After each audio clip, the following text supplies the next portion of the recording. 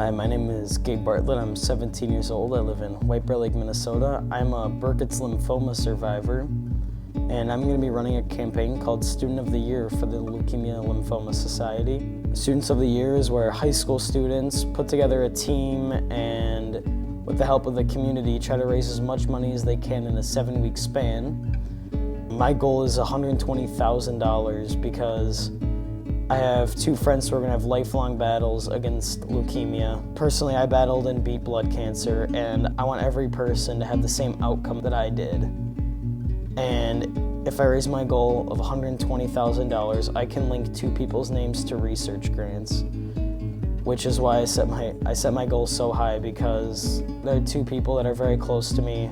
One lost his life to cancer and one is a family member, and I really want to honor what they went through by linking their names to a research grant. In April of 2014, I noticed a small lump on my neck, and it was about the size of a golf ball, and I went to see my doctor, and she said, we're gonna refer you to an ear, nose, and throat specialist just to see, and he said, let's do a surgery on it, let's see if it's anything bad or anything major. It was nothing, it was just an inflamed lymph node. There was nothing to be concerned about, so I just kept going on with my life.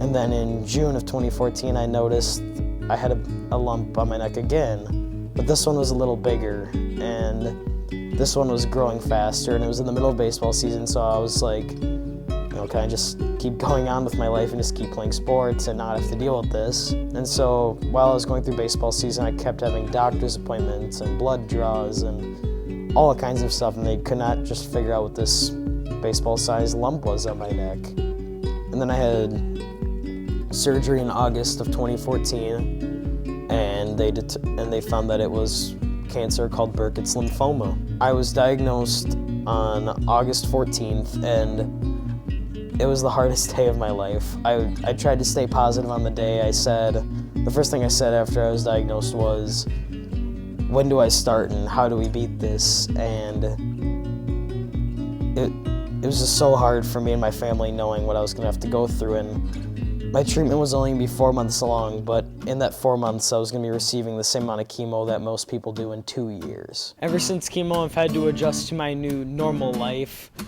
For example, I can't play the alto saxophone anymore, but now I play percussion. Even though I'm not quite as good at it, I still have a lot of fun because I get to spend time with my friends, and it's a little bit more fun. I have a little more freedom with that. And I used to play hockey, but I can't anymore due to chemo doing damage to my body, and I can't play contact sports anymore. But now I'm the manager for the White Bear Lake hockey team, and it's been a lot of fun doing that. I still get to participate and be part of a team just without coaches yelling at me and having to worry about getting hurt. In the future, I'm going to go to college, and then I'm going to go to med school, and I plan on being a pediatric oncologist, so I can help kids that went through the same thing and even different stories that I did, and I can give them the same great news that they are cancer-free.